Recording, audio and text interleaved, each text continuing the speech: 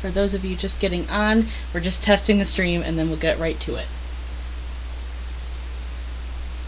Okay, so it sounds like maybe you're hearing my computer fan, which I'm not quite sure how to adjust that. So we may just have to bear with it for this stream, and then I'll have to do some testing later. Okay, thank you so much to Danielle and Scott who are helping me with this. I really appreciate it. Also, I apologize to those watching. If you're used to my videos, you're used to the final cut where I cut out all of the kind of in between where I'm not sure what to say, or where I step on my floor and I hit the creaky part. So I apologize. It's super creaky over by my desk. Here, I'll give you an example. Yeah, that's my dumb floor. Okay, so let's just go ahead and get started. I wanted to, real quick before we pour, I wanted to show you how my Valentine's paint pour came out because it is dry. Now it's not varnished yet, but you can see it kind of in its matte form. I think it turned out really pretty. That blue is super metallic, even though it's matte right now from the Floetrol. So I'm very excited about that. Okay. So I was thinking for today, I wanted to try to do a tree ring pour, and it may turn out like a cloud pour. I use these colors in some of my recent videos because I'm still trying to use up all of my old paint. I believe that my white has some of the DecoArt Satin Enamel, which causes the cloud effect. So we may get that. I also have a metallic silver. And I'm going to have to list these in the description after we're done going live. I don't remember exactly what's in them, but I do have them in my past videos so I can list that. But we're also using a Craft Smart Sapphire metallic and Anita's all-purpose acrylic in navy blue and Anita's all-purpose acrylic in rosy red. So come back later and I will have everything in the description. I have mixed them all with Floetrol, and I am, let's see, I'm trying to figure out what size cup I need. Let me grab that. That's the only thing I didn't grab. I didn't really mix any of these with water, if I'm remembering correctly. If anything, it would have been like a little spritz from a spray bottle, but it's mostly just Floetrol and paint. And I don't really have an exact ratio, but I definitely at least start with 1 part paint to 2 parts Floetrol, and then just keep adding Floetrol until I like it. So let me grab this cup. Let's see. I have so many around, but some of them have dried paint in them, so I want to make sure I get a good one. This one should be okay. And there's that squeaky floor again. And I'm going to go ahead and just start layering these in. So since I'm trying for a cloud effect pour, I'm going to actually intentionally push air bubbles in, which can help with those cells. I actually want to start with a little bit of a different color. So I pour it from kind of higher up, which forces air in. And because I'm using old paint, I might get chunks like that. But I keep around a paper clip, which is very helpful for pulling out chunks if I need to. So this part I usually fast forward in my videos, so you get to be here for that. And I might check the chat. It looks like there's not anybody in the chat right now, but feel free if you have any questions as I'm going. I will try to look up every few minutes and see. Okay, here's that silver, which I may have added a little bit of white to. I can't remember very well. These are all kind of leftover cups that I'm trying to use up. This blue is super pretty, and I used this in my Valentine's paint pour, and it caused a ton of cells. So that's kind of what spurred me to trying it in this pour. And again, I'm pouring from really high up, which forces more paint down in and pushes the air bubbles down in as well.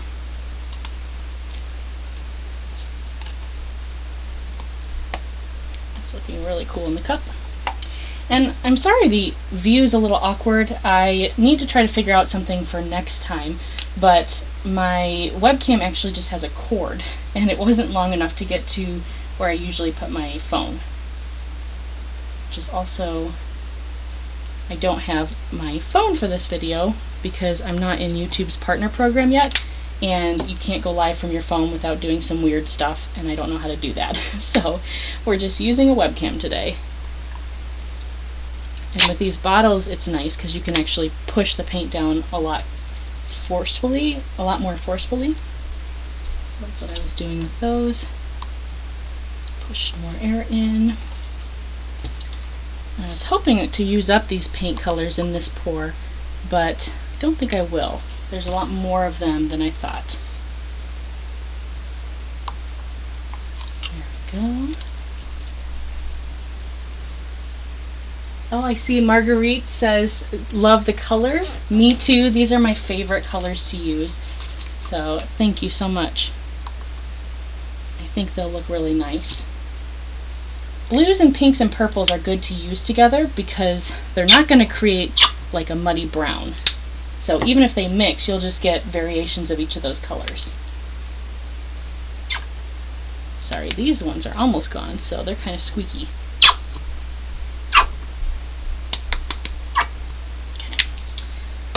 Luckily we used that one up, which is great.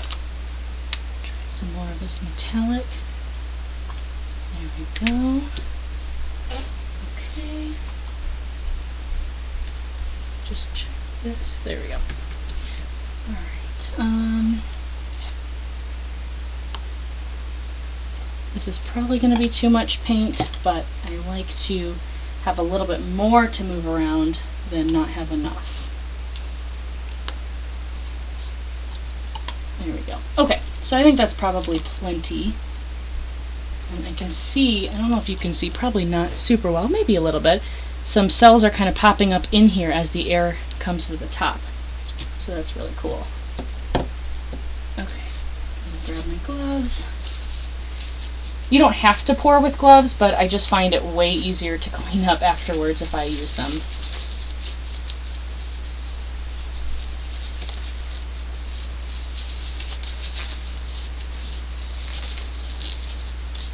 Go. And to get this cloud effect, I'm going to do a tree ring pour, and then hopefully cells will kind of pop up as it goes. And this is looking super cool. Let's see if I can show you. Don't know if it'll focus up close because the webcam kind of just has a general focus. Alright, and I'm pouring with my left hand so that you can see it, and I'm not used to pouring with that hand, so hopefully it'll come out okay. And this is another part that I usually kind of fast forward through, so I'm not quite used to talking through it to all of you. Now I'm wondering, and put this in the comments, which color do you think is going to be more obvious once the cells start to pop up? Sometimes it completely changes, and sometimes it is what it looks like when you first start pouring. Like right now it looks like it's mostly purple.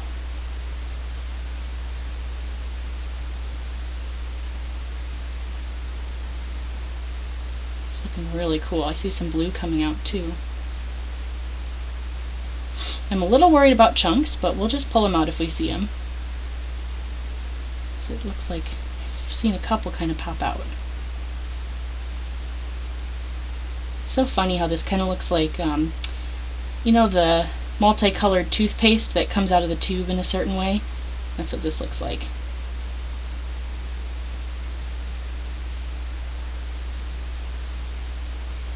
It's starting to come this way because my table is not level. I think that's probably plenty. And I still have like this much in my cup. So we'll save that and maybe do another pour with that. I'm going to start tilting because it's coming off the sides. There's some pink now. It's kind of fun. I'm trying to make it so you can see this. Just almost dropped it there. These are like the things you don't see in my videos. There we go. Come over here. Yeah, there was plenty of paint. So I'm going to tilt this way to get more of that pink off, because I really like that blue. Oh yeah, that's super cool. I do see a chunk, so I think I'm going to go ahead and set this down as soon as it's quite how I want it.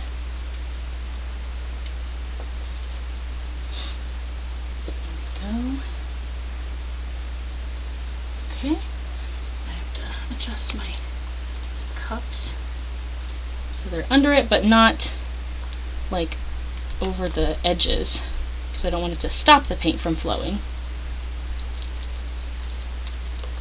I seem to just want to stick to the plastic, which, if you've seen any of my other videos, the plastic is actually a shower liner from the Dollar Tree. I love it. Once the paint dries on it, you can peel it off super easily. Okay, toss those. Let's see. Oh, Marguerite, so I mentioned before, but it was before I started pouring, I actually did mix these with Floetrol. I can show you my bottle. This is my Floetrol bottle. So I already had these mixed, and I've been using up old paint, so they kind of just sit in the bottles until I've used up the whole thing, and then I can toss it.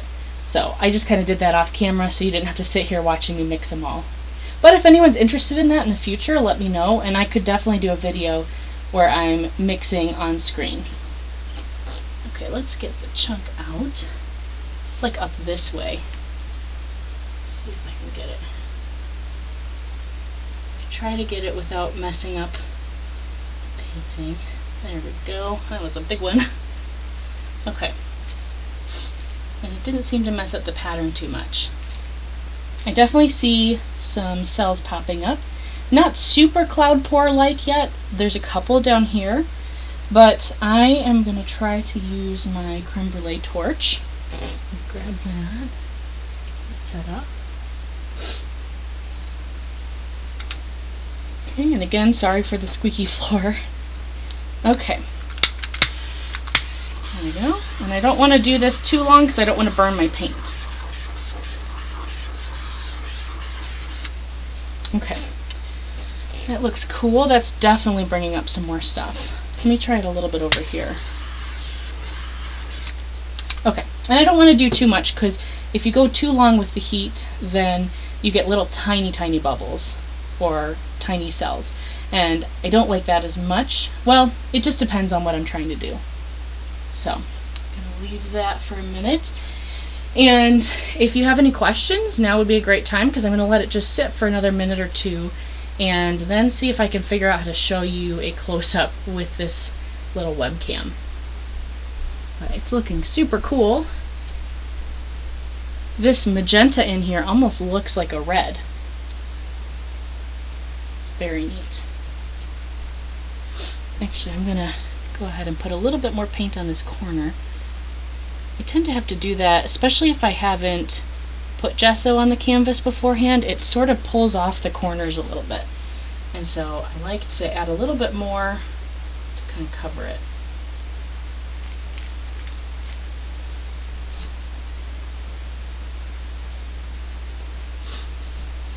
Okay, that's looking really nice.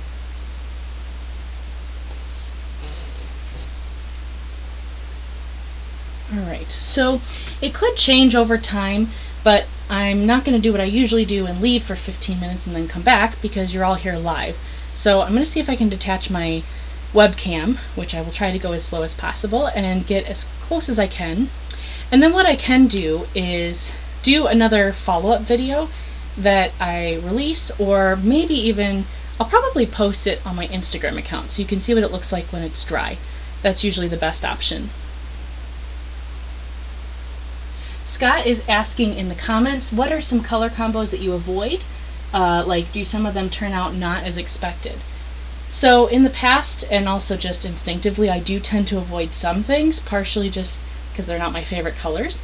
So I don't do as many warm colored paint pours, but I think it's a mistake to not try something, because when I go and do warm colored paint pours, I end up liking them anyway. They're just not what I usually reach for. Now, I would be careful if you're using colors that are on opposite sides of the color wheel, because those could create mud. So for example, green and purple, or kind of yellowish and purple, are on other sides of the color wheel. If you Google color wheel, you can see those. Those always look really cool next to each other because they're really contrasty, but if they mix together they create kind of a brown. So ways to avoid that are, you could do a puddle pour, where you actually pour each color right onto your canvas and then tilt that, so they don't have as much opportunity to mix, because when you're doing it in the cup they kind of mix together a little bit, you can see. So that helps. Also, mixing your colors a little thicker can help with that too. So I would say don't stay away from those, but if you're kind of newer and you're not quite sure, I would go with colors that you know when they mix together they make another color that looks nice. So in my case, pink, purple, and blue, they all kind of mix together to create other versions of themselves. Or you could do blues and greens, because if they mix, they'll just kind of make some more greenish or bluish colors. You could also do greens, yellows, and blues, because all three of those look cool together. Or orange, yellow, and red, or something like that. You can also do a bunch of browns together. And I really like to throw in some sort of metallic if I do kind of more earth tones, because the metallic just kind of makes it pop. So for example, I see this one right here. This one is a bronze, and this one looks super pretty if you pop it into like an earth tone pour. So I do tend to more lean toward this color palette or blue and green together, but that's just because those are my favorites. But I do like to try to push myself and get out of my comfort zone. Oh yeah, Marguerite. So I would say try not to torch too much if you're getting a bunch of tiny cells. Also, sometimes if you're getting a lot of little tiny pinprick cells, if you are using silicone, which I didn't use in this paint pour, but if you're using silicone, that can happen if you mix it too much into your paint. So if I were to drip some silicone into my color and then I mix it a ton, it breaks up the silicone and makes little teeny tiny cells when you use it. So if you're using silicone, drip just a couple of drops in and kind of fold it in. So then you're not breaking up all of the silicone in there, and it can make kind of bigger cells. I tend to get frustrated with silicone, so I don't use it as often, but that is something that can happen if that's what you're doing. Also, if your canvas isn't as well sealed as it should be, so like usually when people sell canvas like at Michael's or things like that, it's already kind of prepped. So they usually do some sort of gesso style thing on it, but it's not always, they don't always do like the greatest job. So sometimes it kind of missed holes in the canvas, like little teeny tiny holes that are really hard to see. That can also kind of create little tiny pinprick cells if the paint is going through a little bit. You could always hold it up to a light and see if the light's coming through the canvas anywhere, and prep that with gesso beforehand. If you don't have gesso, you can just use a little bit of paint on the back side of the canvas, and that'll help seal it, so it'll be a little easier to use. Let's see if anybody else. Okay. Well, Marguerite, I'm so glad you joined us, because I love giving anything that I've learned, because I've made all the mistakes, and would invite you to subscribe if you're interested, or if you haven't already, and feel free to ask any more questions as they come up. I am going to try to take this off the tripod now, so bear with me, it might be a little shaky. There we go. Sorry if that was really loud. And my cord is not very long, but I'm going to try to show you this up close. Oh yeah, you can kind of see it. It's a little bit shakier than I'm used to, so I apologize. So let's go up here to the top left. And you can see that's where the darker colors are. And these colors will get darker as they dry, because they're mixed with Floetrol, which is white, and when it dries, it's clear. So the colors will be a little bit more vivid. It looks kind of like a fisheye effect because it's a webcam. It's not meant for close-ups like this. So you can kind of see some of those cells. And then there, I like this part. There's kind of like a sweepy or swoopy look to these colors. That's really neat. So there it is. It didn't take super long to do this, and part of it is you weren't here when I was mixing all my colors, so luckily it didn't take too long on the live stream. But I really appreciate you joining me. Let's see if I can get this back up on the tripod. Okay, it might be loud for just a second, so cover your ears. Let's see. There we go. Okay, there we go. Alright, well, thank you so much for joining me, and my Instagram account should be in the description down below, so check out there over probably the next week or two, and I should be able to get the picture of this up once it's dry. It'll probably change a little bit overnight because I know that with the cloud effect pores, the cells kind of slowly form over a couple of hours. Let's see. Oh yeah, Scott says it's a cotton candy planet. I totally see that. That's a super good description of that. I love it. Alright, well, thank you so much for watching, and I hope you have a great day.